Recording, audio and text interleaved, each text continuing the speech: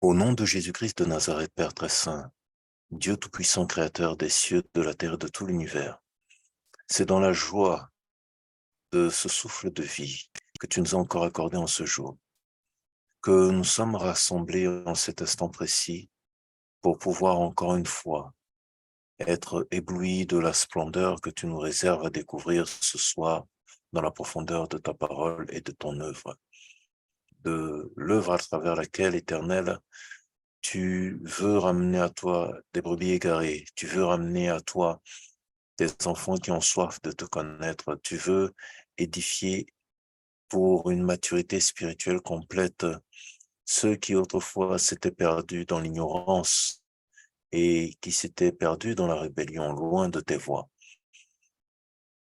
C'est dans cette merveilleuse joie que nous avons de savoir qu'encore une fois ce soir, il va nous être donné de savourer un de tes délices qui nous étaient inconnus. Que nous venons humblement, Père, remettre entre tes mains ce moment. Nous remettons entre tes mains puissantes, tes mains bienfaitrices, tes mains bien-aimantes.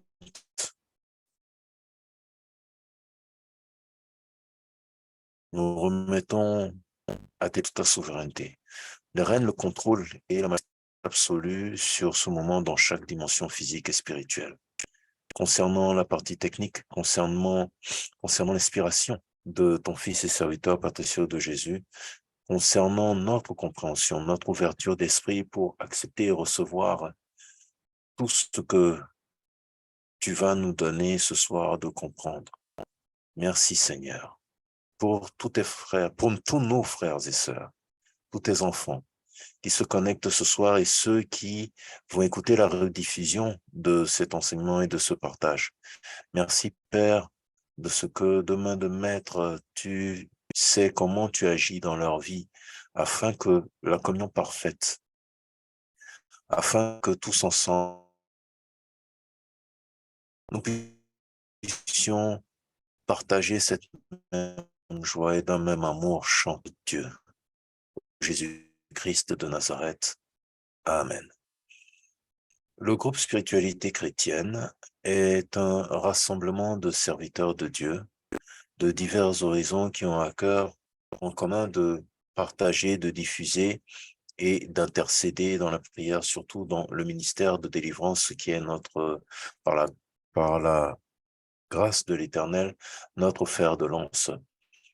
Ainsi, nous avons la joie et la grâce d'être présents sur divers continents, à commencer par le Canada, où notre standard et parfois le prophète est disponible, répond au +1 438 763 41 87.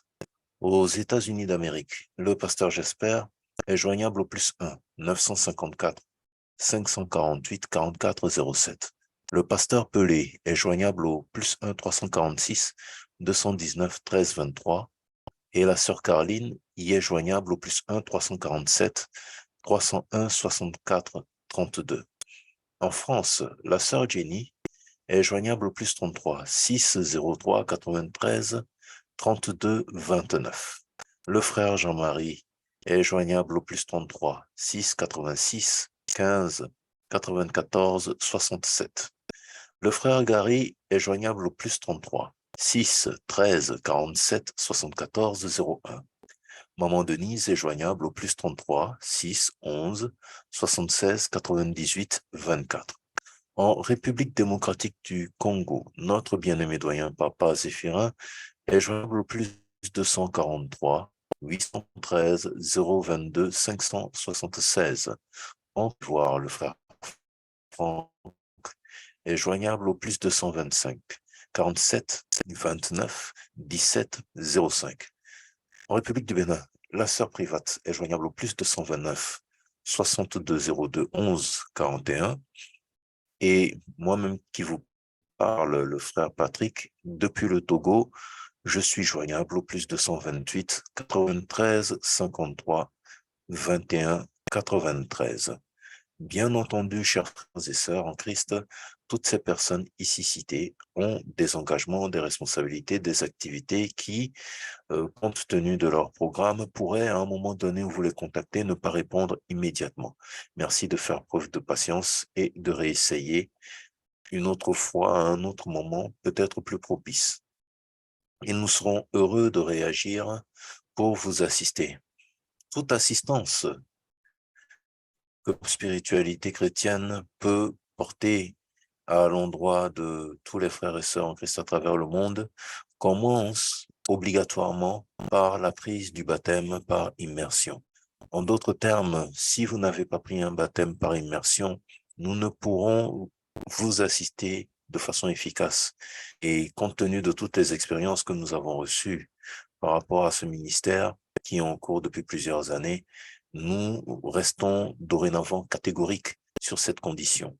Quel que soit ce que vous traversez, quelle que soit la situation qui pèse sur vos épaules, quelles que soient les difficultés, les challenges et ce que vous discernez de spirituellement anormal qui vous affecte dans votre vie, aucune délivrance au nom de Jésus-Christ de Nazareth ne peut être faite efficacement à votre égard si vous n'avez pas confessé le comme seul Seigneur et Sauveur et si vous n'avez pas pris un baptême par immersion en son nom. Nous insistons là-dessus. Nous avons des enseignements sur les alliances, les enseignements. Vous pouvez vous référer à tous ces enseignements pour comprendre davantage. Merci pour votre compréhension. Une dernière disposition. Nous rappelons à l'audience qu'il est formellement interdit d'écrire aux professeurs et aux modérateurs durant la réunion Zoom sur leur contact personnel. Cela dérange et perturbe le bon déroulement de la réunion pour tous les participants. Tout commentaire et discussion doivent passer par le chat de Zoom. Tout contrevenant sera expulsé de la réunion.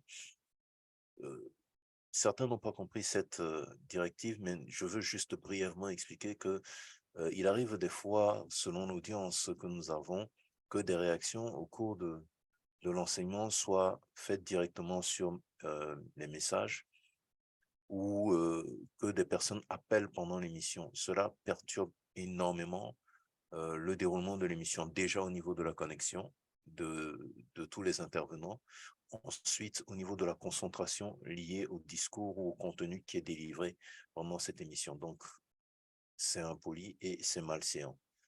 Merci pour la compréhension encore une fois. Ce soir, nous sommes réunis autour du thème « La clé du message » et comme à l'accoutumée, pour nous conduire dans la découverte de la profondeur de la parole de Dieu liée à ce thème, j'accueille notre enseignant principal, professeur Patricio de Jésus. Bonsoir. Oui, bonsoir frère et bonsoir à tout le monde. Alors, dans les 2 derniers enseignements, nous avions commencé une série très édifiante concernant les réalités de l'Éden et dans l'enseignement du samedi passé, vous nous avez vraiment, vous avez pris le temps de nous expliquer, de nous faire comprendre la différence qu'il y avait entre la nature de l'arbre ou le potentiel apporté par l'arbre à l'être humain et le potentiel ou la grâce liée à la peau de l'animal. En ce sens-là que l'arbre représente enfin le symbole de la rébellion et représente toutes les actions que nous décidons de prendre par nous-mêmes pour pouvoir résoudre des solutions, alors que dans la réalité de l'Éden, la peau de l'animal était cet aspect que Dieu avait donné à l'homme afin qu'il ne subisse pas sa colère et qu'il puisse, même en sortant du jardin, toujours être sous la bénédiction, la grâce, toujours avoir accès à l'Éternel.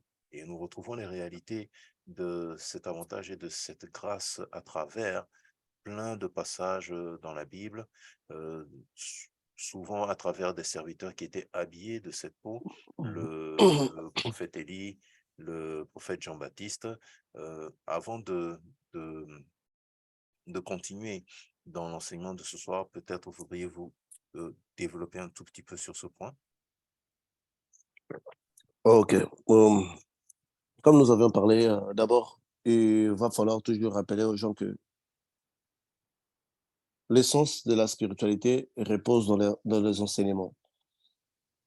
C'est à partir des enseignements que nous comprenons les choses et c'est à partir des enseignements que nous élevons notre état de conscience. Parce que la spiritualité, elle est vaste, elle a plusieurs niveaux, mais chaque niveau différent est représenté par l'état de conscience de la personne qui pratique cette spiritualité. C'est la même chose avec l'école.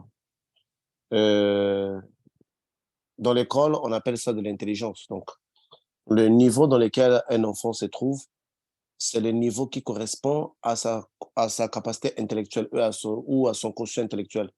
Et dès lors que le professeur dans l'école remarquait que l'enfant était plus intelligent par rapport à son niveau, moi, personnellement, j'ai vu des enfants leur enlever dans les niveaux inférieurs pour les emmener dans un niveau un peu plus haut.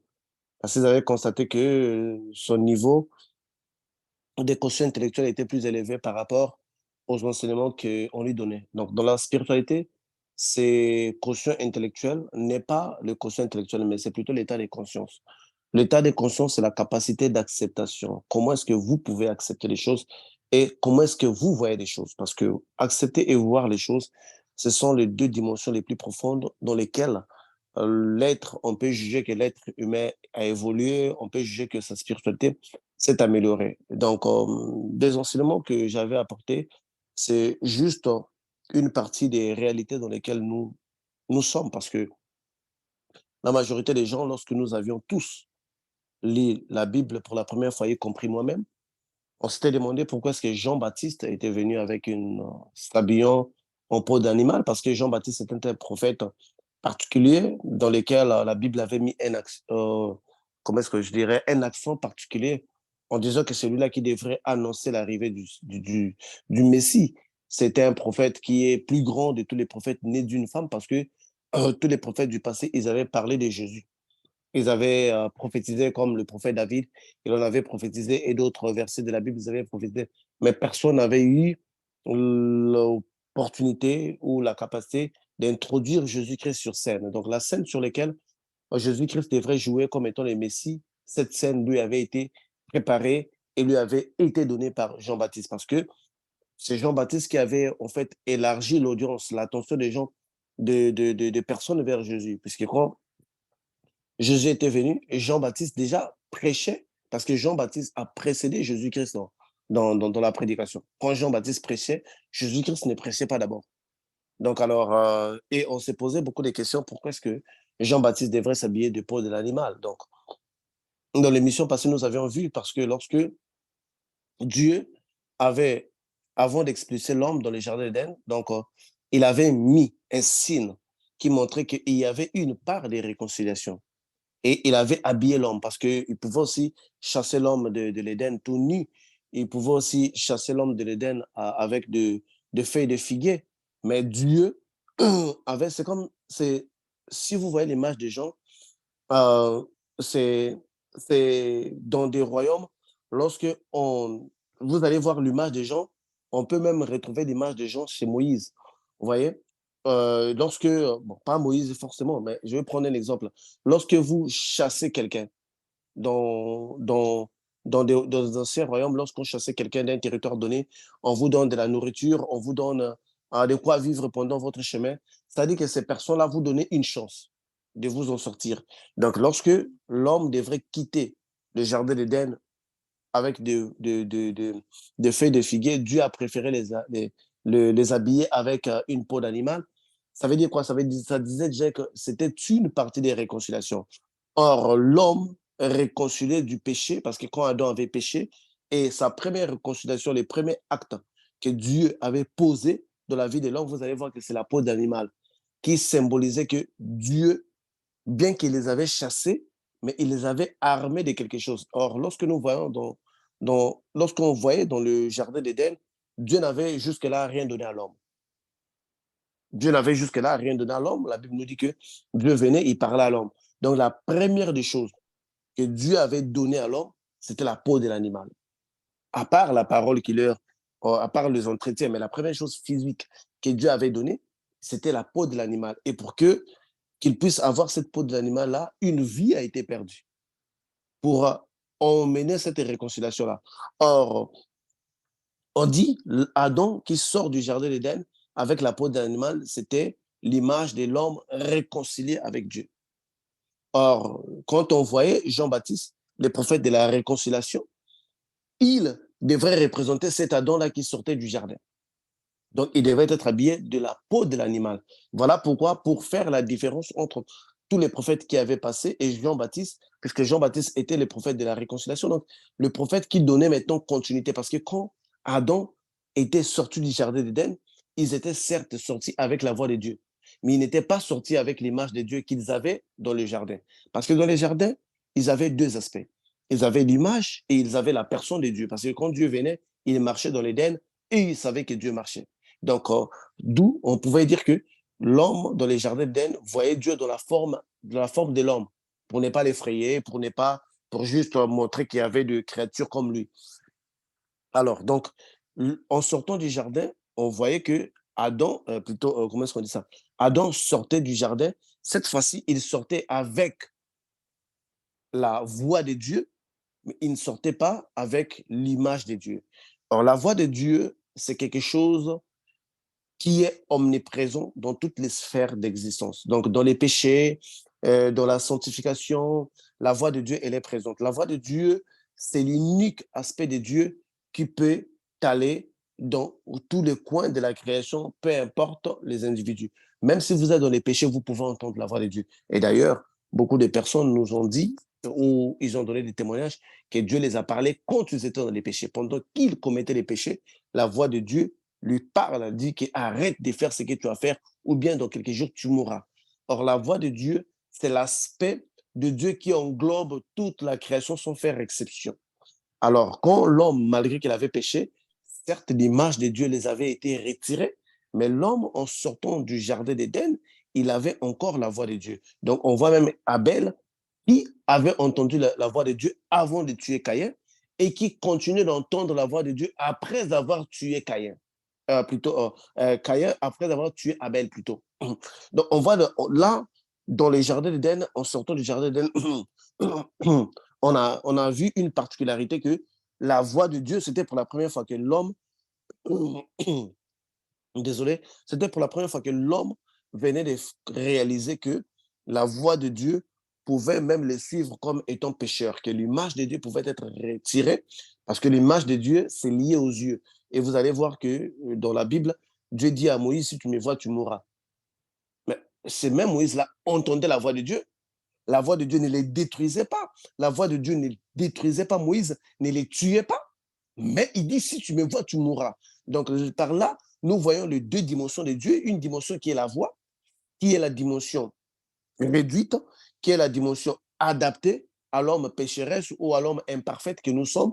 Et nous avons l'image qui est le symbole de la perfection que nous ne pourrons pas voir avec nos yeux, faute de quoi nous allons mourir. Donc, Jean, plutôt, Adam, en sortant du jardin, ils avaient bien la peau de l'animal, ils avaient la voix de Dieu qui était allée avec eux, mais ils n'avaient plus l'image de Dieu. Or, lorsque la réconciliation venait de se faire, ça veut dire quoi? L'image de Dieu devrait revenir dans la vie de l'être humain, dont nous voyons Jésus, parce que la Bible nous dit clairement, Jésus-Christ est l'image du Dieu invisible. Donc, c'est Dieu devenu invisible, l'image de Dieu invisible, c'est Jésus-Christ de Nazareth. Donc, puisque la Bible insiste sur un Dieu invisible, on ne peut pas enlever l'invisibilité de Dieu parce que la Bible dit qu'il est invisible. Donc, toutefois qu'il a une image du Christ, il s'agit une image de Dieu, il s'agit du Christ. Parce que là, c'est clair. Donc, par là, si on monte un peu, on comprend que celui que Adam et Ève voyaient dans les jardins, c'était les fils. Parce que quand on va même dans Ézéchiel 1, lorsque Ézéchiel 1, il voit l'image de Dieu, il voit il dit que sur ces chars-là, il y avait quelqu'un qui avait l'apparence d'un fils de l'homme. Donc, toutefois que Dieu se manifeste en forme d'une image, c'est toujours le fils qui se manifeste en forme d'une image. Alors, bien que l'homme adamique a été habillé en sortant du jardin d'Éden, la réconciliation n'était pas faite totalement. Alors, lorsque Jean-Baptiste arrivera pour dire que lui, c'est le prophète de la réconciliation, il devrait maintenant faire cette deuxième phase-là. Dieu ne devrait pas sortir du jardin en étant seulement une voix, mais il devrait sortir du jardin en étant comme il était avec l'homme, donc avec l'homme qu'il rencontrait. Et vous savez que nous sommes l'homme adamique. Donc, lorsque Jean viendra, il va maintenant commencer cet épisode-là qui était interrompu. Donc, l'homme qui sort avec la peau de l'animal et accompagné de Jésus-Christ lui-même qui était physique.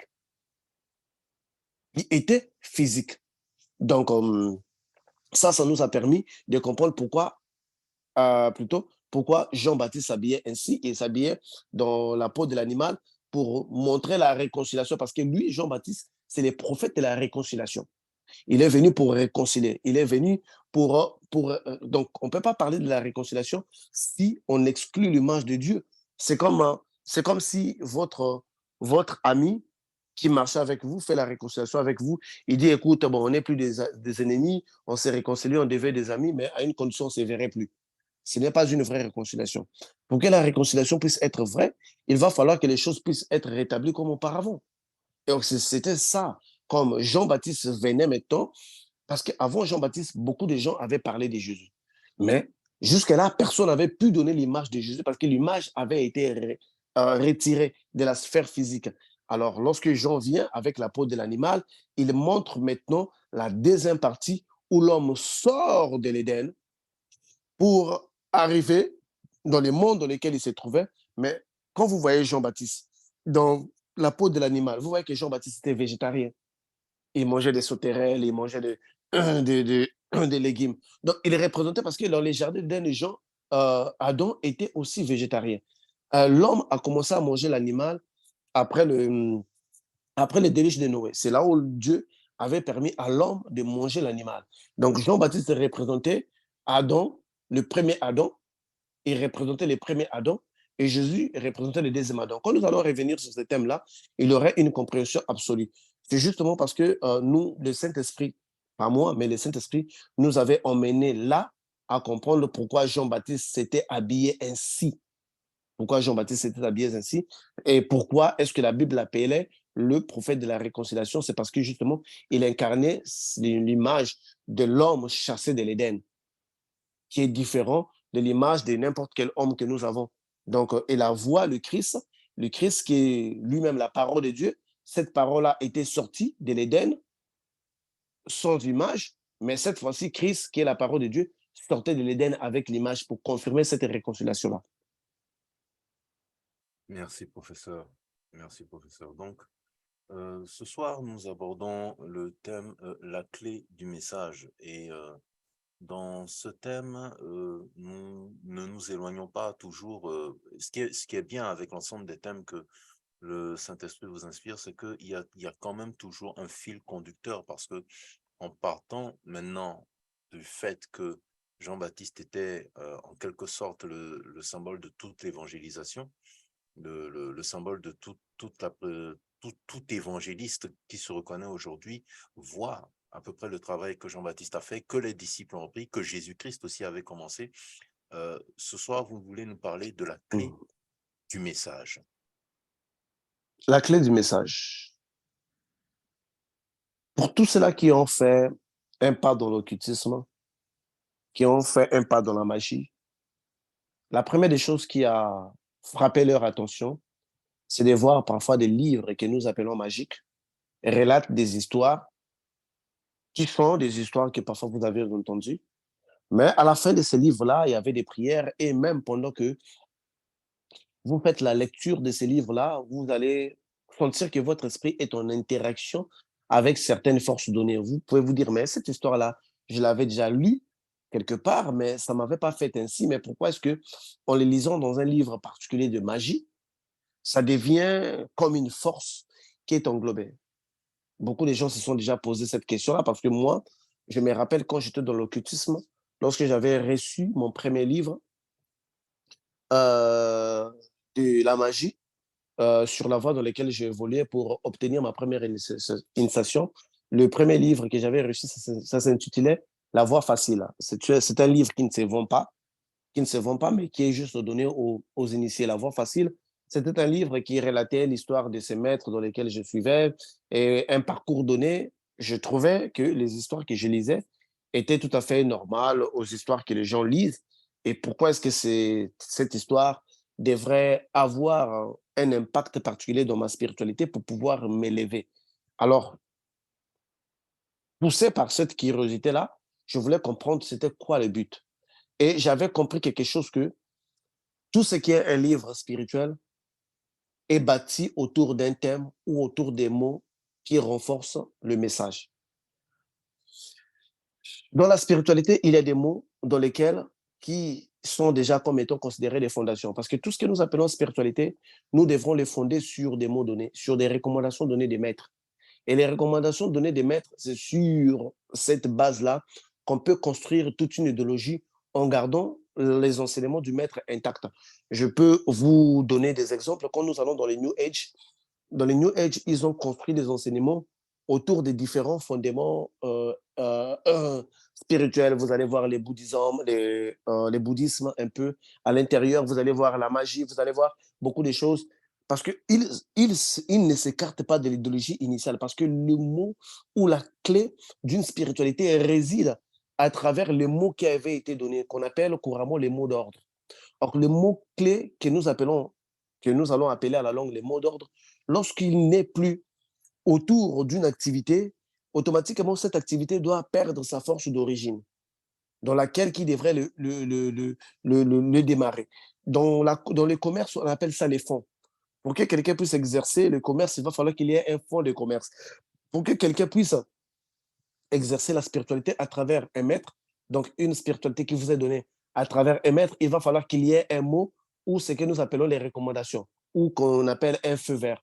Mais ce feu vert-là, souvent, c'est un mot dans lequel tous ces mots-là, c'est celui-là qui concentre toute la puissance du travail que vous devrez faire. Du travail que vous devrez faire est concentré derrière un mot, derrière les recommandations du maître. Or, si vous ne saisissez pas, si vous n'associez pas les recommandations du maître qui vous donne une mission donnée, dans le travail que vous allez faire, certainement vous allez échouer. Et quand nous allons dans les nations, nous voyons des slogans. Dans le slogan, par exemple, In God we trust, dans le dollar, en Dieu nous croyons. C'est le slogan des Américains pour rendre leur monnaie forte. Donc, si nous voyons, c'est un peu comme des devises, si vous voulez. La spiritualité est bâtie par rapport à l'idéologie que le maître donne à travers les mots. Or, toute la force qui va agir à travers une religion ou à travers une mission donnée, c'est à travers des mots qu'il reçoit pour ouvrir une mission donnée. Aujourd'hui, le christianisme est combattu d'une manière subtile par les diables. Parce que les diables savaient que la notion de mots, que dans la magie et autres, on va appeler des mantras, on va appeler des mots donnés. Par exemple, si vous allez, disons, les concar, le mot clé, c'est les you. Peu importe l'exercice que vous allez faire, il faut l'associer au chant des you. Donc, ceux-là qui sont. Les cancars, ce n'est pas l'unique religion qui utilise les you. Il y a beaucoup de religions qui utilisent les you, mais la différence entre les cancars et d'autres religions, en les cancars, c'est juste le you qui fait les sugmad, donc qui est la divinité suprême. Dans d'autres religions, les you fait l'extension de plusieurs divinités dans plusieurs sphères. Donc, les mots clés, d'autres personnes qui vont être même ceux-là qui sont dans la franc-maçonnerie, ils vont vous dire qu'ils ont un slogan de la franc-maçonnerie. Ceux-là qui sont dans les Rose-Croix, ils vont aussi vous donner leur slogan. Ceux-là qui sont dans n'importe quelle religion, vous allez voir qu'il y a toujours comme des mots qui fondent ou qui donnent la force de cette religion-là. Donc, le mot, en fait, c'est l'essence ou c'est même la clé de toute la spiritualité. Et c'est autour de ces mots-là que les activités spirituelles peuvent être puissantes ou peuvent être faibles.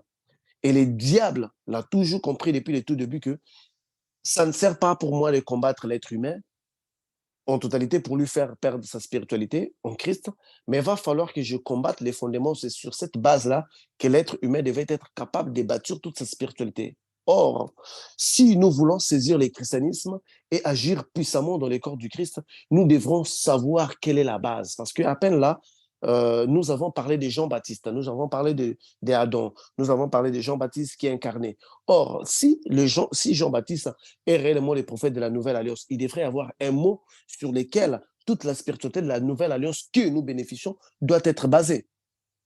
Et ça, cette partie, si vous ne le saisissez pas, vous pourrez être un chrétien impuissant. Ou vous pourrez même voir le christianisme en train d'être détruit parce que vous ne savez pas ces mots. Alors, lorsque nous prenons notre parole de Dieu, le frère Patrick, si vous pouvez lire dans la parole de Dieu, dans Matthieu 3, 2. À partir de 3, 1, 2.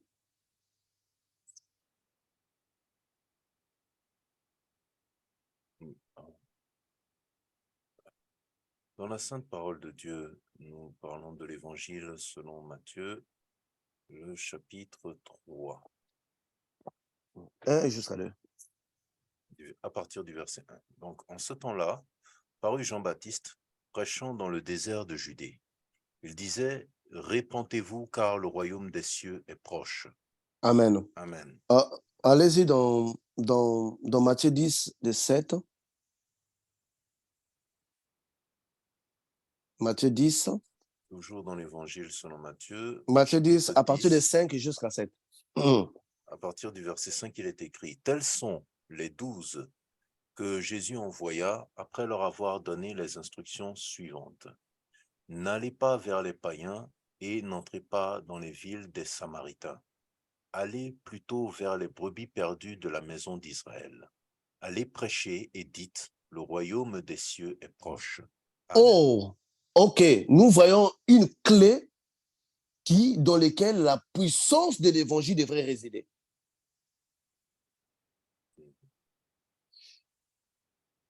Prêchez que le royaume des cieux est proche. Aujourd'hui, lorsque nous voyons la puissante prière de notre Père, nous voyons que ton règne vienne. Et lorsque nous voyons la Bible de Genèse, Apocalypse, résume le royaume des cieux. La Bible nous prépare à recevoir le royaume des cieux, nous prépare à recevoir ce royaume-là. Or, Jean-Baptiste, qui est le prophète de la réconciliation, vient avec une clé dans laquelle tous les enseignements devaient être bâtis. Dans lesquels tous les enseignements devaient être bâtis. Et ces mots-clés-là que nous appellerons les mantras du christianisme ou les mots magiques, si vous les voulez, du christianisme, allez-y, dites aux gens que le royaume des cieux est proche. Or, nous allons analyser ces mots-là. Pourquoi ces mots-là représentent une puissance absolue dans les mondes spirituels? Lorsque vous allez dans les combats du diable contre la religion, vous allez voir, c'est comme si le diable a gardé la religion chrétienne intacte, mais il a détruit ces mots-là. Lorsqu'on dit aux gens que Jésus revient bientôt, même ceux-là qui sont dans l'église, ils ont des doutes. C'est comme si c'était le mot qui est détruit en eux.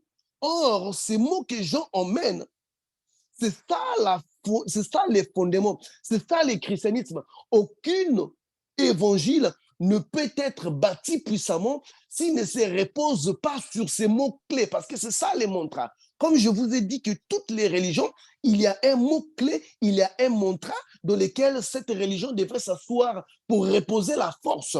Or, le mantra, c'est le contact de l'origine. Dans toutes les religions, les frères Patrick, vous qui êtes ici, vous qui avez été aussi dans la magie, vous connaissez qu'il y a un mot sur lequel tout repose. Il y a un mot sur lequel que tous les travaux doivent être faits. Or, le Jean-Baptiste, le prophète de la réconciliation, qui viendra emmener un mot que le royaume des cieux est proche. Et Jésus qui viendra séparément des gens.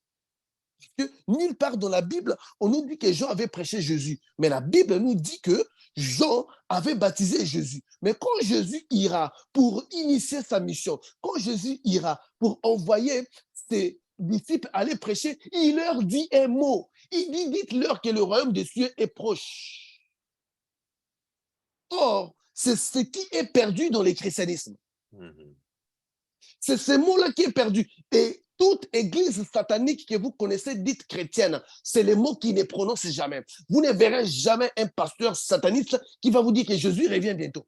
que le royaume de Dieu est proche. Et ça, c'est les mots. Ils peuvent vous parler de Jésus. Ils peuvent faire des miracles au nom de Jésus. Ils peuvent vous parler de la prospérité et des mariages. Ils peuvent chasser les démons au nom de Jésus d'ailleurs. Mais ils ne vous diront pas que le royaume de Dieu est proche. Parce que ces mots-là, lorsque vous les dites, le royaume de Dieu, c'est l'ensemble de l'arsenal. C'est l'ensemble du pouvoir spirituel qui, dans le royaume de Dieu, est proche. Ça emmène la guérison à l'intérieur, parce que le royaume de cieux est exempté de la maladie. Le royaume de cieux est proche, ça emmène une légion angélique agissant pour que ce royaume de cieux puisse être parmi les êtres humains. Le royaume des cieux est proche. Dans ces mots-là, il y a des détachements. Parce que pourquoi? Lorsque quelqu'un vit, vous lui dites que lorsque quelqu'un vit, sans savoir que le royaume des cieux est proche, vous allez voir que ce chrétien-là va bâtir plus sa vie dans les présents, plus sa vie dans sa situation actuelle. Mais quand il sait que le royaume de Dieu est proche, cette personne-là c'est simple. C'est comme si on vous dit que, quel est l'exemple que je pourrais prendre? C'est comme si vous êtes en train de faire quelque chose, vous savez que cette chose-là ne va pas demeurer pour toujours, il y a quelque chose de plus grand qui viendra. Je ne pense pas que vous allez investir tant d'énergie pour construire des maisons de luxe si réellement dans votre tête, il est inclus que vous aurez des maisons en or construites par l'Éternel. Je ne pense pas que vous allez investir beaucoup d'énergie de vous tuer dans le travail si vous savez que le repos du Christ vient. Or, dans le royaume de Dieu est proche, ce mot en lui seul a ce que nous appelons les détachements. Or, les détachements, c'est la clé de l'évolution de la conscience. Ne vous en faites pas. Quand vous voyez un homme spirituel mature, élevé, c'est un homme qui s'est détaché. Vous pourrez le voir dans sa vie. Vous pourrez voir même quand il fait l'accident, il est toujours de bonne humeur. Vous pourrez le voir même quand son fils est malade, il est toujours de bonne humeur. Vous pouvez le voir même quand sa femme lui fait la guerre, il est toujours de bonne humeur. Vous pourrez voir même quand il perd toute la richesse, il rend toujours gloire à l'Éternel. Parce que son humeur ne dépend pas de la condition physique actuelle qui est le présent. Parce que ce qu'on est venu nous prêcher dans les mondes, c'est le présent, c'est le bonheur terrestre. Parce que le bonheur terrestre, c'est le contraire du royaume du ciel. On vous dit que recevez la prospérité aujourd'hui, vous allez voyager. Or, ces messages du bonheur terrestre, c'est ces messages-là que Satan avait emmené à Jésus. En lui disant que si tu te prosternes, tous les royaumes de la terre te seraient donnés.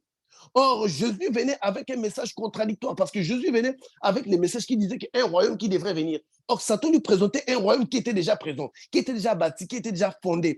Or, le contraire de notre message, or, ce qui tue le mantra, ce qui tue la force du christianisme, ce qui tue même la mission de l'évangélisation, c'est juste ces petits quelque chose-là que nous n'avions pas remarqué. Or, un chrétien qui bâtit son ministère, qui bâtit son enseignement, pour préparer l'Église à venir. Quand on prépare Jésus-Christ à venir chercher l'Église, automatiquement, il y a un pouvoir qui incarne dans le corps spirituel de ces chrétiens-là qui fait la mission ainsi. Remarquez, quand est-ce que l'Évangile a commencé à mourir? C'est quand on a cessé de dire aux hommes que Jésus-Christ revient bientôt. Et regardez maintenant, observez les églises. Combien des églises ont encore ces messages-là dans leurs lèvres? Vous verrez que c'est le message qui est tué. Parce que le royaume des cieux est proche, c'est le message clé. Quand vous allez chez les musulmans, vous allez voir qu'il y a des mots qu'ils disent avant de faire leur prière. Oui. C'est ça le message clé du développement du pouvoir. Parce que tout pouvoir du christianisme est chargé dans ces mots-là que Jean avait initiés, que Jésus avait développés et donné au travers des apôtres. Parce que quand Jésus prendrait ces mots-là qui venaient des gens, il va donner la mission à leurs disciples, à ses disciples, en leur disant, allez-y partout, prêchez la parole, mais dites-leur que le royaume des cieux est proche.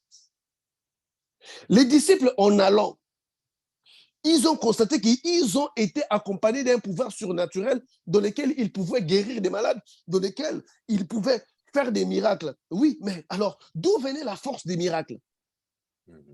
La force du miracle venait parce qu'il voyait un nouveau royaume. Et Dieu, tout ce que Dieu fait, il veut vous montrer qu'un royaume qui viendra sera meilleur.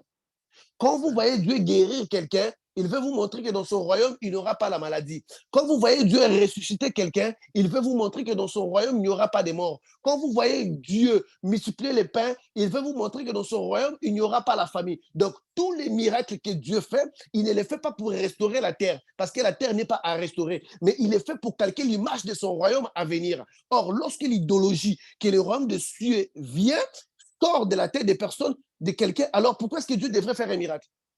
Puisque Dieu ne fait pas un miracle pour finir la souffrance de la terre. Dieu ne fait pas un miracle pour finir la stérilité de la terre. Dieu ne fait pas un miracle pour enlever la pauvreté de la terre. Mais Dieu fait un miracle pour donner l'image de son royaume. Or, toutefois que le mantra là, toutefois que ces mots secrets que le grand homme de Dieu emmène, qui disent que Seigneur, je m'en vais dans telle ville, je veux leur présenter ton royaume à venir. Ce sont ces moments-là que les miracles commencent à accompagner. Ce sont ces moments-là que les miracles commencent à accompagner de ces hommes de Dieu là particuliers. Parce qu'ils partent en mission telle que Jésus avait institué les premières missions. Mais qu'est-ce qu'aujourd'hui nous voyons? Nous voyons des hommes de Dieu qui emmènent l'évangile sans pourtant leur parler du royaume. Ils arrivent quelque part, ils parlent du mariage, ils parlent de la prospérité, ils sont hors sujet. C'est tout ce que les diables voulaient. Parce que dès le combat du diable avec les Christ, les diables avaient déjà présenté un royaume qui était présent, qui était palpable, qu'on pouvait toucher. Mais Jésus présentait un royaume à venir. La clé du christianisme, les mantras du christianisme ou un ministère puissant, un chrétien puissant, c'est celui-là qui a appris, qui comprend, qui marche parce que le royaume de Dieu est proche, qui ne prie pas parce qu'il veut voir son ministère devenir grand. Il prie pour toi parce qu'il veut voir son ministère. Il échouera dans sa mission. Et c'est même ça la clé du miracle. Lorsque vous voulez faire un miracle, lorsque vous voulez prier pour un malade, n'attendez pas que votre ministère devienne grand. N'attendez pas que d'invoquer le Saint-Esprit pendant 40 jours, 40 nuits. Dites Dieu, Père Saint, Père de gloire, montre à ces hommes en quoi consisterait ton royaume. Et vous verrez des miracles qui vont suivre vos prières. Père Saint, je sais que je suis en train de vivre dans la souffrance, mais fais-moi vivre une portion de ton royaume, de la paisibilité de ton royaume, puisque nous n'épuisons pas notre force dans le présent. Nous n'épuisons pas notre force dans ce que nous faisons. Nous épuisons notre force parce que le royaume de Dieu est à venir. Et c'est sur les reflets du royaume de Dieu que nous obtenons tout. C'est le bonheur du royaume céleste que nous vivons dans les physiques. C'est la guérison du royaume céleste que nous vivons dans les physiques. Or, lorsque le chrétien comprend, met dans sa conscience cette idéologie, ces slogans, ces mantras, ces mots-clés, qui est le fondement, qui est la fondation du christianisme, il va tout bâtir à travers ces mots. Vous verrez deux catégories de chrétiens. Ceux-là qui sont puissants, ceux-là qui se guérissent après 3 jours de maladie, ceux-là qui restaurent leur vie rapidement et ceux-là qui ne s'en sortent pas parce qu'ils sont connectés ici et les autres chrétiens, ils savent que c'est le royaume à venir et que les miracles que nous obtenons ici, c'est le reflet du royaume à venir. Parce que lorsque Adam va sortir du jardin d'Éden, il avait perdu le royaume de Dieu parce que le jardin d'Éden représentait le royaume de Dieu. Puisque Adam était déjà fait sur terre, Dieu l'avait emmené en Éden comme on avait expliqué. Donc la vie des gens, plutôt de Adam en Éden, c'était l'expérience du royaume de Dieu. Or, lorsque l'homme l'avait perdu, l'homme était dans cette nostalgie, était dans cette perte, était dans cette maladie, il était dans la souffrance. Or, lorsque Jean dit, il dit que ce royaume des cieux est en train de venir et vient vers nous. Alors, il fallait, mettons, représenter, il fallait, mettons, montrer celui qui était le bienfaiteur de ce royaume des cieux, celui que nous appellerons Jésus-Christ de Nazareth. Or, lorsque nous voyons, nous repartons un peu en arrière, nous voyons notre père Abraham. Notre père Abraham, pour avoir l'assurance que son chemin était bon, il avait trouvé ce que nous appelons Melchisedec. L'homme que nous appelons Melchisedec est le royaume Salem, qui veut dire la paix. Donc, Abraham, Dieu lui avait montré ces royaumes-là que ses descendants devraient prier, que les générations devaient prier. Comme je vous l'ai toujours dit que Salem n'avait pas été un royaume physique. Dans l'histoire, il n'y a aucun royaume où le roi n'avait pas de père et de mère. Ces royaumes n'ont jamais existé dans la sphère physique. Le royaume Salem, dont Melchisedec était le roi, c'était un royaume spirituel. Dieu avait permis à Abraham d'accéder dans ce royaume-là parce qu'Abraham était un nomade. Ne vous trompez pas. Aucun nomade ne peut continuer à faire son chemin lorsqu'il tombe sur un royaume comme étant Salem, dont Melchisedec est son ami. Parce que ce n'est pas Pharaon les premiers amis d'Abraham. Ce n'est pas Abimelech. C'était Melchizedek. Pourquoi Abraham va aller s'installer dans le royaume de Pharaon pendant que Melchizedek était son ami? Pourquoi ne pas s'installer chez Melchizedek? Parce que ce n'était pas un royaume physique. C'était le royaume céleste dans lequel Jésus voulait montrer que voici ce que la descendance d'Abraham va bénéficier. Donc, dans chaque religion, il y a un mot. Le nom de Jésus, bien sûr que le nom de Jésus, c'est un nom que nous utilisons. Mais l'Apocalypse nous dit que nous n'utiliserons plus le nom de Jésus parce qu'un nouveau nom nous serait donné. Même le nom de Jésus, c'est pour un certain temps. Après, un autre nom nous serait donné. Mais le royaume des cieux n'a jamais eu un temps limité. Alors, s'il va falloir chercher Dieu dans les temps, il ne va pas falloir les chercher seulement derrière les noms de Dieu, de Jésus. Il ne va pas falloir les chercher derrière le nom de l'Éternel parce que quand Jésus est arrivé, le nom de l'Éternel a été passé dans le nom de Jésus. Quand Jésus ira aussi, le nom de l'Éternel, mais c'est plutôt le royaume de Dieu parce que tout peut changer, mais le royaume de Dieu n'a jamais changé. Tout peut changer. Parce que lorsque le Saint-Esprit ira, même si vous dites aux démons au nom de Jésus, les démons n'iront pas. Donc ça veut dire que ce nom-là peut changer. Peut perdre sa puissance ou qu'on peut gagner sa puissance telle que nous le voyons dans notre quotidien. Dans la bouche de certaines personnes, le nom de Jésus est puissant. Dans la bouche d'autres personnes, le nom de Jésus est impuissant. Nous le voyons. Ça peut avoir de la puissance, tout comme ça peut perdre de la puissance. Ça dépend de qui l'utilise. Mais nous voyons que le royaume de Dieu est toujours puissant. Donc, l'énergie, quand vous allez dans des religions occultes, il faut vous dire qu'il a une divinité suprême, il y a un monde suprême dans lequel ils puissent leur pouvoir. Les sorciers tirent leur puissance dans les plans astrales. Tous les loges de la magie, ils ont un monde donné dans lequel il y a leur QG. Les chrétiens, sur quoi nous puisons notre puissance? Sur les royaumes à venir. La réconciliation avec Dieu a été initiée avec cette parole. Jésus vient, l'obtient, Jésus l'élègue à ses disciples, il donne la mission à ses disciples en maintenant ces mots-là. Quand vous voyez un chrétien qui ne peut pas chasser même un problème, qui ne peut pas mettre un terme à un problème, c'est justement parce que ce chrétien est dans les présents, il est dans notre royaume. Or, nous devrons chercher à accumuler les richesses. Nous devrons viser plus haut. Parce que la parole de Dieu nous dit, cherchez premièrement le royaume des cieux et tout vous sera donné là-dessus. Oh, tout nous seront donnés par les royaumes des cieux. Alors, comment est-ce que quelque chose de si important, un mot que nous dirons que c'est un mot au-dessus de tous les mots, un mantra qui est plus puissant que tous les mantras, l'Église peut le laisser perdre? Ne vous en faites pas, les faux prophètes parlent de Jésus. Les faux prophètes prient aussi au nom de Jésus, mais ils disent quelque chose d'autre dans leur cœur. Ils ne te diront pas que Jésus revient bientôt. Parce qu'en disant que Jésus revient bientôt, ça connecte vos mots à un royaume. Dans des traditions africaines, il y a des mots qu'ils disent pour être connectés à un pouvoir donné. Et d'ailleurs, dans tous les mondes spirituels, le pouvoir du chrétien n'est pas un pouvoir déjà installé dans les corps du chrétien, mais c'est un pouvoir qu'il tire à partir de ces royaumes à venir. Si vous devrez vivre une bonne vie dans votre corps physique, c'est parce que vous demandez à Dieu de vous donner les reflets de son royaume.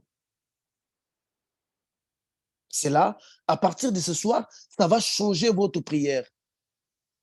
Nous ne demanderons pas la bonne vie, nous ne demanderons pas la bonne santé, nous ne demanderons pas le mariage parce que c'est ce que nous voyons tout autour de nous.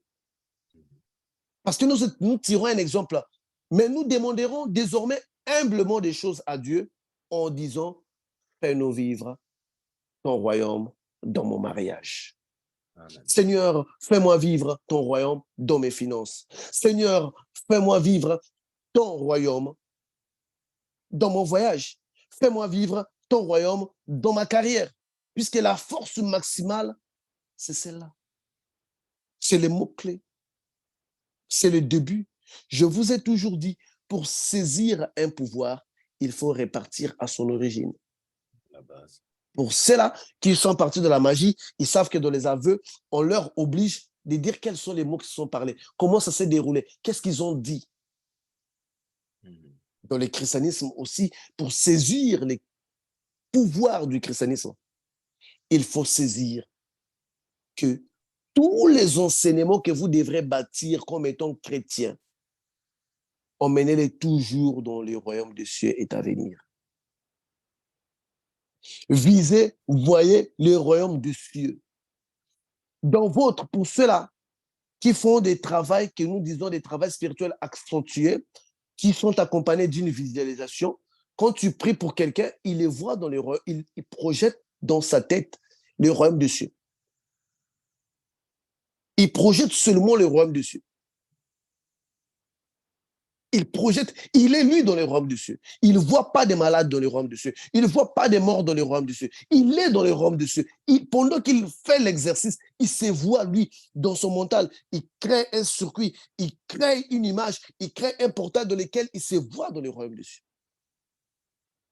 Et parce que ce royaume a des interdictions. Ce royaume ne peut pas avoir des malades. Ce royaume ne peut pas avoir des morts. Ce royaume ne peut pas avoir des pauvres. Ce royaume ne peut pas avoir tout ce qui est imparfait. Automatiquement, il bénéficie de la puissance de ce royaume. De la puissance. Parce que toute la Bible est battue pour cela.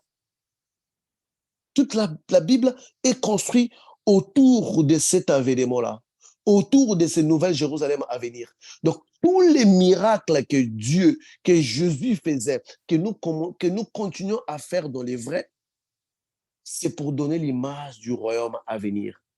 C'est pour donner témoignage au royaume à venir. Ne vous efforcez plus à la recherche des miracles comme étant des bébés qui ne comprennent rien.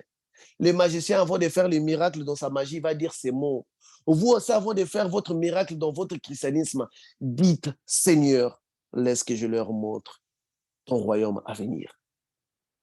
Seigneur, laisse que cette situation puisse refléter ton royaume à venir. Parce qu'il dit que cherchez premièrement le royaume des cieux et tout vous serait donné là-dessus. Jésus, quand tu dis de chercher premièrement le royaume des cieux, il ne vous dit pas de mourir. Et vous allez d'abord mourir, vous allez trouver le royaume des cieux, après quoi, tout vous serait donné là-dessus. Non, mais comment est-ce que tout vous serait encore donné? Jésus, il ne parle pas de la mort pour arriver. Il nous dit de les trouver dans notre conscience. De les chercher dans notre conscience, de les mettre dans notre conscience. Et à partir de là, nous verrons les tous s'accomplir, nous verrons les tous se calquer. Mais il y a une chose. Quand on parle de ce royaume-là, il y a aussi la vie de la sanctification. Parce que ce n'est pas un royaume des injustes et des pécheurs. C'est un royaume d'un peu plus saint. Aujourd'hui, l'évangile Jésus-Christ revient bientôt. C'est l'évangile les plus tués de l'Église. Et il y a des chrétiens, quand vous leur dites Jésus revient bientôt, ah, ça c'est l'ancienne histoire, on nous dit ça depuis longtemps.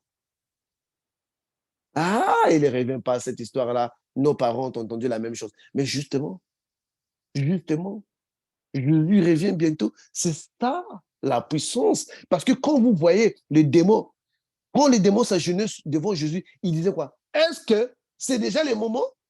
Oui. Tu es déjà venu pour nous détruire. Parce qu'il se référait de ce royaume-là. Il se référait de ce temps-là. Même les démons savent que leur destruction, c'est les royaumes-là. C'est les royaumes-là qui reflètent leur destruction. Ils le savaient quand ils venaient vers Jésus-Christ de Nazareth. Comment est-ce que l'Église pouvait ne pas saisir les mots qui donnent naissance au temps de la réconciliation et qui donnent naissance même à l'évangélisation ou même à la vie chrétienne? Ces mots de Jean empruntés par Jésus, légués à ses disciples. Est-ce que on ne peut pas saisir la grandeur de ces mots-là comme quelque chose? Jésus l'a pris. Jésus, il l'a pris. Non seulement il l'a pris, il a copié-collé et il a donné à ses disciples copier-coller aussi. C'est Jésus-là qui était bouchard, qui disait, qui d'entre vous pourrait me convaincre des péchés? Qui donnait des réponses contradictoires dont vous n'avez rien à dire. Il a copié, il a collé, il a donné aux autres. Et nous, on n'est pas capable de copier ça et de coller ça dans notre vie.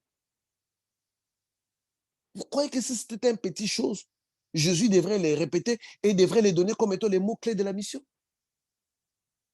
Combien d'entre nous construisons notre évangile, construisons notre mission, construisons notre parole autour de cette idéologie? Parce que ce n'est pas un mot, c'est une idéologie que vous devriez vivre, que vous devriez avoir en vous. Parce que la Bible dit que cherchez premièrement les royaumes de cieux et tout vous serait donné là-dessus. Mais la question, comment on devrait les chercher? Et comment les saurions-nous que nous l'avions trouvé? Parce que nous commençons à vivre cela. Puisque nous sommes dans un monde imparfait. C'est l'unique chose qui nous amène à nous connecter. Donc, tous les miracles qui sont faits, c'est fait pour donner l'image du royaume à venir. Les miracles qui doivent se faire à l'Église, c'est pour donner témoignage que oui, réellement, dans ces royaumes, les morts vont ressusciter. Dans ces royaumes, il n'y aura pas de malades. Dans ces royaumes, il n'y aura pas de pauvres. Dans ces royaumes, il n'y aura pas de stériles. Il n'y aura pas de femmes célibataires parce que l'Église serait l'épouse de Jésus-Christ de Nazareth. Pour ce soir, je vous invite de changer votre vision de la prière. Vous ne demandez pas la richesse parce que vous voyez le frère Patrick, vous voyez le frère Patricio, vous voyez Elon Musk devenir riche. Vous ne demandez pas la richesse en compétition avec qui que ce soit. Vous ne demandez pas les voyages parce que vos amis ont voyagé. Vous ne demandez pas les mariages parce que vos amis se sont mariés. Vous ne demandez pas la richesse parce que vous sentez être en retard par rapport aux autres. Vous demandez la richesse parce que vous voulez vivre une portion du royaume à venir. Et ça, c'est ça la prière efficace. C'est ça la prière spirituelle la plus élevée. Parce que le contraire de ça, c'est ce royaume-là que Satan voulait présenter à Jésus.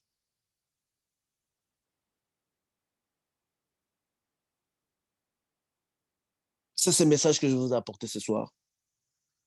Vous dire que le christianisme, tout comme toutes les religions existantes dans la sphère physique, il y a un fondement, il y a un mot qui lui donne naissance.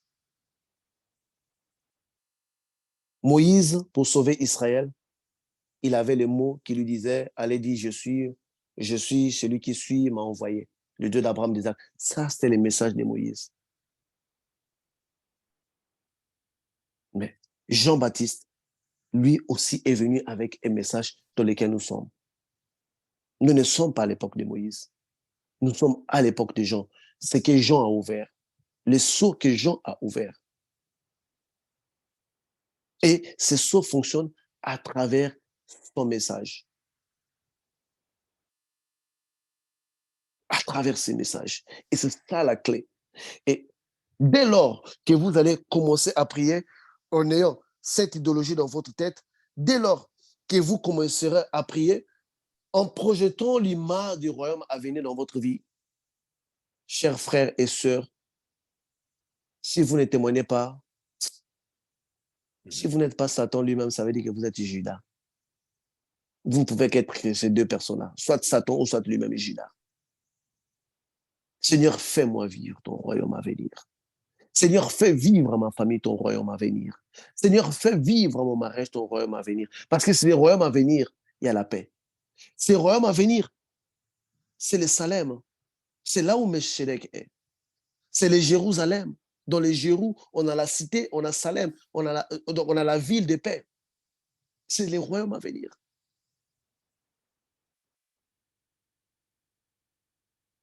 Donc, comme dans les Concars, les initiés tirent leur puissance dans ce que nous appelons Anamilok.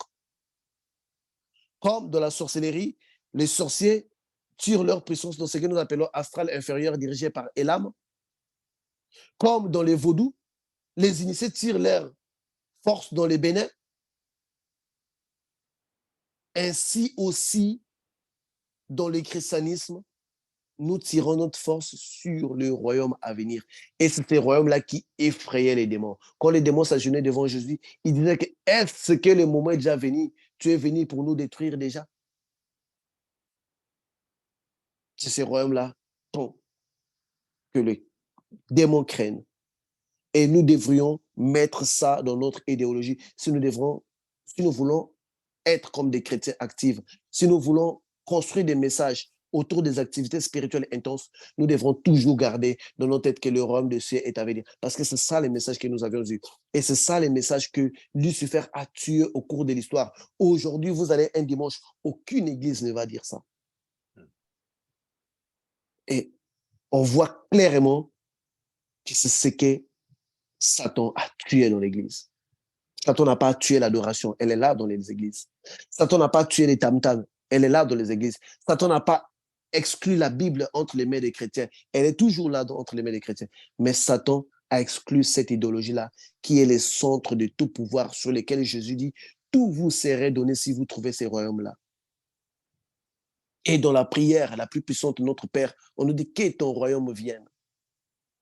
Quand Jésus dit que ton royaume vienne, il ne dit pas qu'on puisse couper notre vie, qu'on meurt, mais il dit que ton royaume, pour que nous puissions vivre cette portion de royaume-là dans notre vie. Donc, quand nous disons que ton royaume vienne, nous appelons la gloire de ces royaumes-là, parce que Jésus savait que c'est ces royaumes-là, c'est ces règnes-là, qui changent radicalement des choses dans notre vie.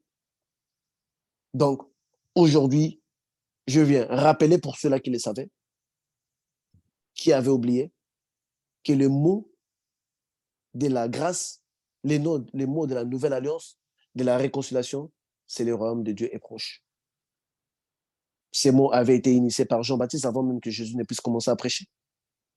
Jésus arrive, Jésus les prend, Jésus les lègue à ses disciples. Et nous sommes ses disciples. Si nous voulons agir comme Pierre, nous voulons agir comme tous les apôtres, nous devons aller en mission avec ces mots-là. Pourquoi l'avions-nous laissé? Pourquoi l'avions-nous abandonné? Parce que on pense que le christianisme doit s'opérer différemment de toutes les voies spirituelles. Les voies spirituelles sont les mêmes. Il y a des choses, il y a des codes qui changent. Mais les voies spirituelles sont les mêmes. Il y a toujours un être suprême qui contacte un envoyé, qui envoie un envoyé pour établir les liens. Tout, c'est pareil. Vous allez aller dans le Kankar, il envoie les Mahanta, Mahanta Sugmat. Vous allez aller dans les bouddhismes, il envoie Krishna, Krishna pour être... C'est toujours ça, les spirituels, c'est toujours ça. C'est toujours ça. Un Dieu a un fils, un Dieu ou a un maître, un connecteur pour les connecter. C'est ça la logique de toutes les religions existantes.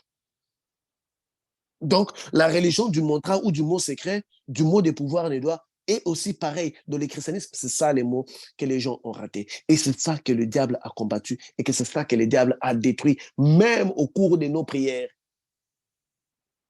Seigneur, toutes mes amies se sont mariées. Tu m'as oublié. Seigneur, c'est avec qui on avait été à l'école. Il roule à carrosse. Moi, là, piéton. Si tu vois mes pieds, c'est comme si on a déchiré avec un couteau de mamans qui coupent la viande là dans des marchés africains. Dieu ne fait pas des choses parce que tes amis ont évolué. Dieu ne fait pas des choses parce que tes amis se sont mariés. Dieu fait ces choses parce qu'il veut donner l'image de son royaume. Et c'est ça que vous devrez chercher.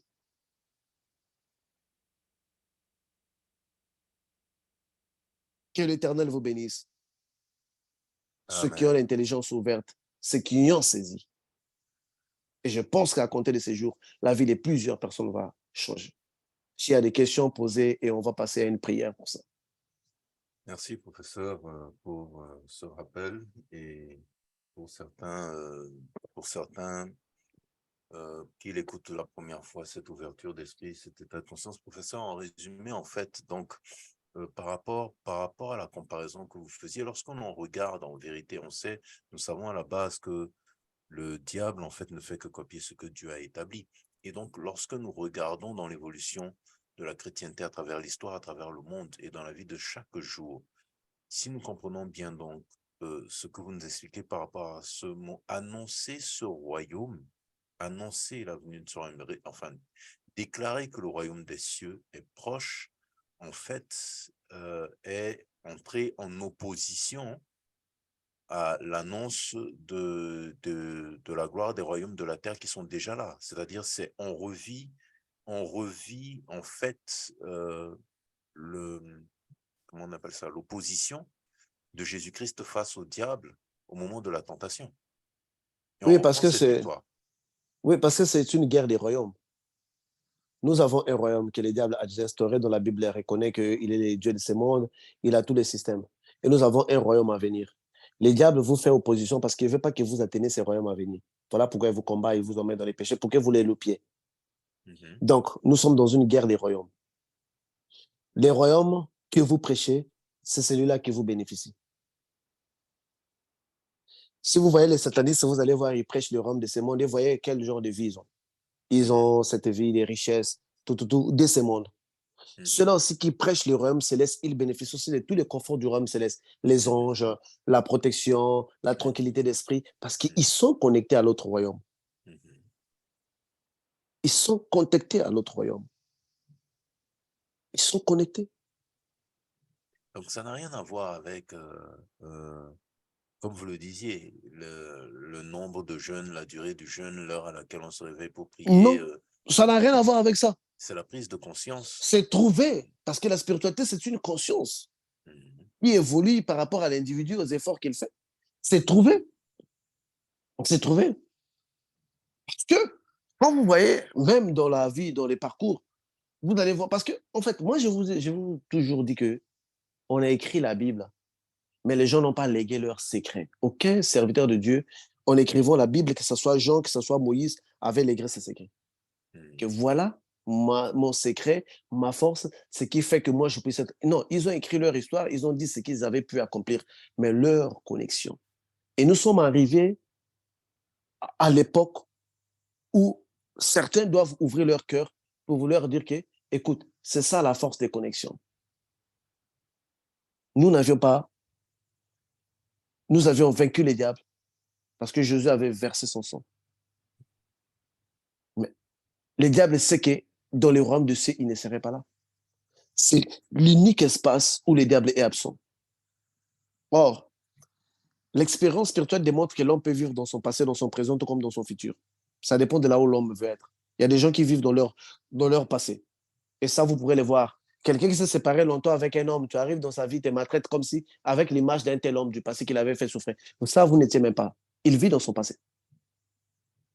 Il y a des hommes, il vit dans le futur. Il ne peut pas s'habiller aujourd'hui, il ne peut pas acheter une chemise aujourd'hui. Il dit que c'est demain. Tu vas les voir délabrés. Non, quand je vais repartir au pays, comme on voit dans des pays évolués ici, quelqu'un qui vit comme s'il vit en Afrique, il dit que non, je vais vivre ma vie au pays. Mais en fait, de compte, vous allez voir, il ne va jamais repartir au pays, il va mourir. Il vit au futur. Il y a des gens qui vivent dans les présents.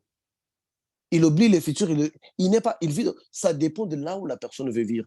Si vous mettez le royaume de Dieu en vous comme étant votre support d'existence, comme étant, vous sourissez, parce qu'aujourd'hui, si vous savez que demain à 15 heures, vous aurez $1 million, ou bien, je pense qu'aujourd'hui, vous allez commencer à rire des joies.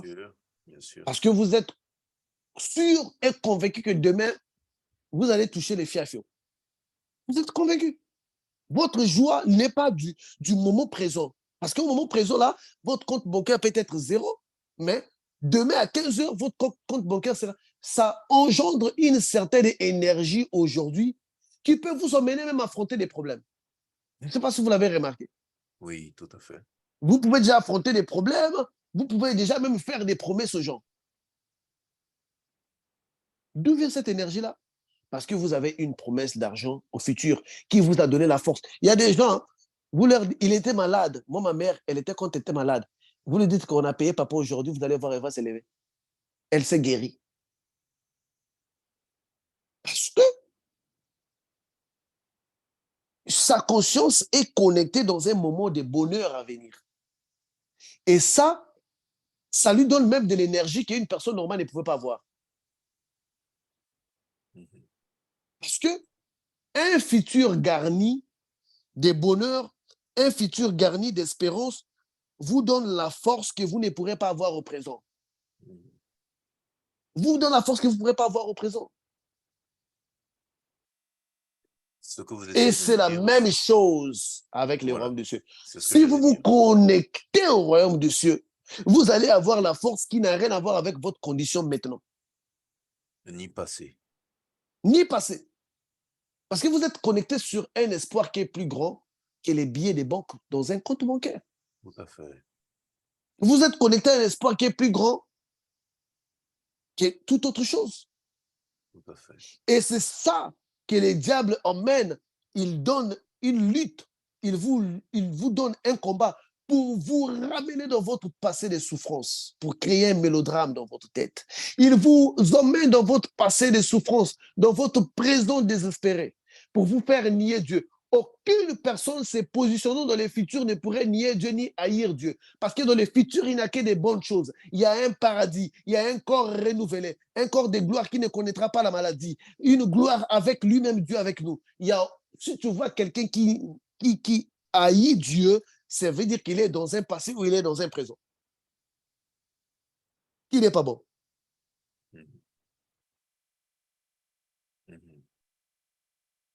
C'est la source de l'énergie. C'est la source des énergies. Nous, chrétiens, nous devrions sourire parce que nous sommes, si longtemps que nous n'aurons pas trouvé la connexion mentale, la connexion avec ces royaumes-là, nous serons pauvres. Voilà pourquoi il dit à Laodicée, il dit dans l'une des églises, je pense que c'est Laodicée, il dit, tu te penses riche, mais tu es pauvre, tu es nu. Il faut acheter de l'or épuré.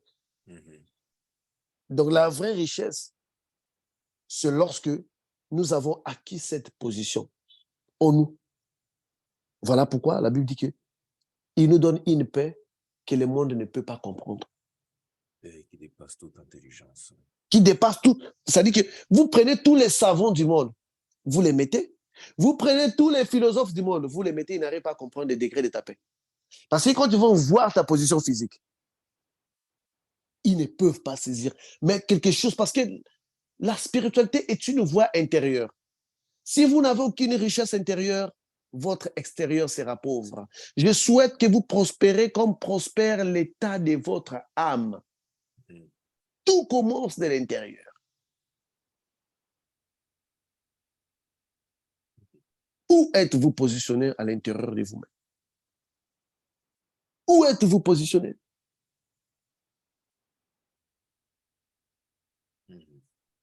J'aimais beaucoup les voitures. J'achetais, j'appréciais, j'aimais. Mais une fois dans ma vie, j'ai commencé à voir quelque chose de plus grand. De plus grand que la voiture, de plus grand que le pacte que tu peux faire avec Satan, de plus grand que la richesse. Et je commençais, j'avais même découragé mes amis tout autour de moi. Quand on marchait, on voit un immeuble, je dis, ah, waouh, quel immeuble. Je vois les efforts que la personne a fait pour construire cet immeuble. Mais ce n'est rien en comparaison de ce que Dieu va faire pour nous. Donc, ça ne sert pas que je sacrifie les gens pour ça. Oh non, quand tu démotives les gens, il faut leur... Parce que je voyais quelque chose de plus grand que... Moi, je vous jure, moi là, j'ai vu Satan venir avec une mallette d'argent. Il m'a dit, je te les donne, il me donne deux mots. Le mot qui sera les mantras et le mot qui sera les supports. Il me dit, si tu les chantes aujourd'hui, demain, tu deviens riche. Quelqu'un va te contacter, va te remettre cet argent en physique. Je ne l'ai pas fait. Parce que je me demande toujours, et après? Et après? Je vais avoir des milliards en compte. Et après? Après, je vais avoir 50 ans. Et après? 60 ans après? Je vais mourir. Et après? L'enfer. Non, non, non, c'est pas intéressant. Mais même si je n'ai rien, quand je fais après, plus après, ça me donne paradis, moi je suis heureux. Parce que je suis dans une transition. Et c'est ce qui fait ma force. Je n'ai jamais été gentil parce que j'ai gagné l'argent ou été méchant parce que je n'ai pas d'argent.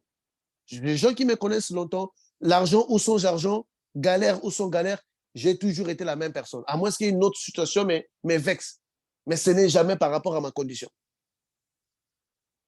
Parce que c'est l'état dans lequel vous vivez. Vous venez de résumer Matthieu 6. Cherchez d'abord le royaume de Dieu et tout cela vous sera donné après. Maintenant, professeur, parce que tout à l'heure vous aviez donné l'exemple du serviteur, mais entre le chrétien qui vient d'être baptisé et le prédicateur affermi, fidèle à l'enseignement, fidèle à sa mission et tout, qui peut utiliser ce mot?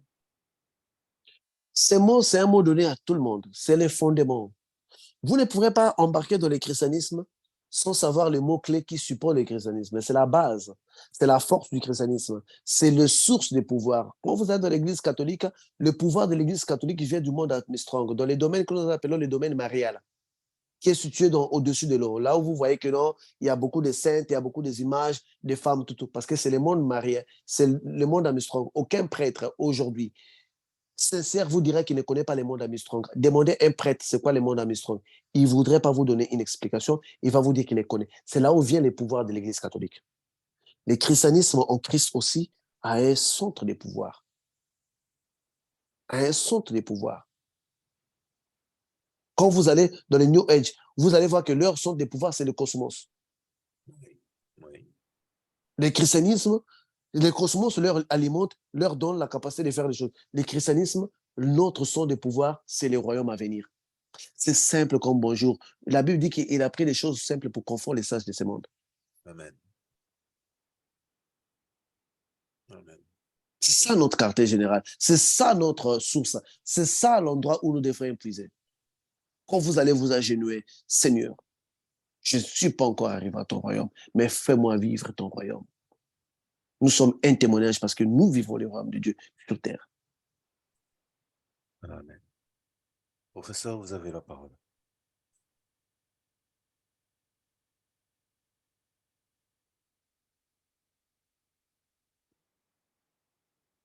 Allô? Oui, je vous remets la parole pour la prière. S'il vous plaît.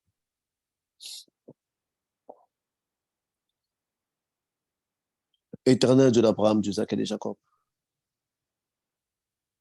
Seigneur, nous avons cherché le bonheur de ce monde. Nous avions vu de nos yeux, nous avons contemplé la technologie, la grandeur de la technologie, les choses éblouissantes qui ont coûté beaucoup de valeur en argent, qui ont pris des sacrifices. Seigneur, nous avons aimé ce monde. Nous avions appris à aimer ce monde par rapport aux bonnes choses que nous voyons. Mais heureusement, dans ta parole, tu nous dis, n'aimez point ce monde et les choses qui y sont. Si nous n'aimons pas ce monde, ça veut dire que nous devrons aimer un autre monde. Ce monde que nous devrons aimer, c'est ton royaume, dans lequel tout est accompli, dans lequel tout est fait, dans lequel les gens sont guéris, dans lequel il n'y a pas de malades, dans lequel il n'y a pas la pauvreté. Nous savons que par rapport au temps où nous sommes esclaves du temps et de l'endroit là où nous nous trouvons. Mais Seigneur, s'il te plaît, fais-nous vivre ton royaume. Fais-nous vivre ton royaume dans nos finances. Fais-nous vivre ton royaume dans notre vie. Fais-nous vivre ton royaume dans notre mariage. Fais-nous vivre ton royaume dans notre business. Fais-nous vivre ton royaume dans tout ce que nous faisons. Fais-nous vivre ton royaume, Seigneur. Seigneur, nous voulons expérimenter cela. Nous voulons devenir des exemples sur lesquels le païen regarderont, diront que ces royaumes, il y aura de l'espoir. Comment donnerons-nous de l'espoir de ton royaume, Seigneur, si cela ne se reflète pas en nous? Parce que Jésus, c'est ça le message que tu nous avons emmené. C'est ça le message de l'Éden perdu. C'est ça le message de Salem. C'est ça le message de Jérusalem. Seigneur, la Bible se résume en histoire d'un royaume qui avait toutes les conditions. Seigneur, que ton royaume, que ton règne vienne dans notre vie, comme tu nous as donné la prière de notre Père. Seigneur, fais-nous vivre ton royaume dans les différents aspects de notre vie. Parce que quand nous marcherons attachés, liés à ton royaume, Seigneur, nous ne serons plus connectés dans notre souffrance du présent, dans nos problèmes du passé, mais nous serons connectés dans les merveilles et des choses très grandes à venir. Ô Dieu Tout-Puissant d'Israël, Seigneur, Seigneur, fais-nous vivre ton royaume. Car si c'était une chose impossible, tu ne l'aurais pas dit dans ta prière de notre Père. Si c'était une chose impossible, tu n'aurais pas dit à tes apôtres d'emmener ça comme étant les messages clés. C'est ça les messages clés que tu avais donnés aux apôtres. Parce qu'aucune parole dans la Bible, tu avais dit aux apôtres, allez-y et faites ici. C'est ça le message clé que tu leur avais donné. De leur annoncer ton royaume. Et tu savais que les gens qui seront guéris parce qu'ils vont expérimenter ces royaumes. Dieu d'Abraham, d'Isaac et de Jacob. Emmène notre conscience à saisir cela, à vivre avec cela, à sourire parce que nous avons ça dans notre tête, à sourire parce que nous sommes les enfants du roi, à sourire parce que nous sommes déjà couronnés, à sourire parce que nous avons de l'espace à vivre dans des endroits que nous ne connaissions pas, qui sont grands et à venir. Merci Seigneur mon Dieu, parce que la spiritualité commence à l'intérieur de nous et elle s'est faite à l'intérieur de nous, jamais elle avait été extérieure. Que cette spiritualité en nous, que nous soyons ancrés, enracinés dans ces royaumes, même pendant que nous vivons ici. Seigneur, en étant enracinés dans ton royaume, il n'y a pas la sorcellerie. Comment un sorcier viendra chercher notre âme dans ton royaume? Comment un sorcier viendra détruire les finances qui viennent de ton royaume? Comment un sorcier viendra détruire la fertilité qui vient de ton royaume, un mariage qui vient de ton royaume? Ce n'est justement pas possible. C'est, Seigneur, ça que nous voulons vivre. Seigneur, c'est les messages courts que tu nous as emmenés aujourd'hui pour que nous comprenions le mot dans lequel nous devrions agir. C'est vrai, Satan a fait des efforts. Satan a manipulé la tête des gens pour effacer ces messages que Jésus-Christ revient bientôt. Mais Seigneur, nous venons à l'authenticité. Nous venons là où tout a commencé et là où tout devrait être. Seigneur, nous voyons dans la Bible, tu suivais ta parole. Quand tu promettais quelque chose à Israël, tu les faisais. Tu avais promis à Abraham que tu devais faire de lui une grande nation et tu l'avais fait. Tu avais tout ce que tu promettais. Seigneur, tu avais promis à Israël que tu vas les retirer de l'esclavagisme à Babylone et en Perse. Ils reviendront sur leur terre et tu l'avais fait. Seigneur, tout ce que tu promets, tu l'as fait. Et tu nous as promis un royaume. Seigneur, et toutes tes promesses, tu es réputé d'être ce Dieu qui a accompli ses promesses. Quand je lis la Bible, je vois des royaumes qui ont disparu parce que tu avais prophétisé qu'ils disparaîtront. Je vois la chute de l'Égypte dans les livres d'Ézéchiel et d'Ésaïe parce que tu avais dit que ce peuple était allé contre ton peuple et il tombera. Aujourd'hui, l'Égypte n'est plus la grande puissance. Qu'est-ce que tu as dit que tu n'as pas pu faire, Seigneur? Lorsque nous regardons, Seigneur, tout ce que tu as dit, Seigneur, tu l'as toujours fait parce que la réputation de l'Éternel est à travers les temps avec ce qu'il fait. Et si tu nous dis de chercher ton royaume et nous les trouverons, et si tu ne nous parles pas de paradis, tu nous parles de la vie terrestre avec ton royaume. Seigneur, mets ton royaume à l'intérieur de nous. Mets ton royaume dans notre quotidien. Fais-nous vivre une portion de ton royaume pour que nous puissions être guéris, pour que nous puissions être forts et pour que nous puissions vivre des conditions paradisiaques pendant que nous sommes sur terre. Ô Dieu d'Abraham, d'Isaac et de Jacob, nous te remercions pour cette parole que tu nous as donnée aujourd'hui. Nous remercions ton esprit qui a été présent, qui nous a parlé, qui nous a donné cette portion. Nous te remercions. Merci Seigneur, Jésus-Christ de Nazareth. Au nom de Jésus. Amen. Amen. Amen. Au nom de Jésus-Christ de Nazareth. Amen. Amen. Frères et sœurs en Christ, nous voici arrivés à la fin de notre séance d'enseignement de ce soir. Nous vous remercions pour votre patience et pour votre participation. Nous espérons que vous prendrez toute l'ampleur de ce message et que vous vous efforcerez d'écouter et de réécouter encore afin que la compréhension puisse vous amener à cet état de conscience qui vous amènera à pouvoir entrer dans la profondeur de ce que l'Éternel a voulu que vous connaissiez, que vous sachiez, afin que un peu plus le voile de l'ignorance soit déchiré sur vos vies. Au reste, Amen. que celui qui règne d'éternité en éternité vous bénisse et vous garde au nom de Jésus-Christ de Nazareth. Bye Amen. bye.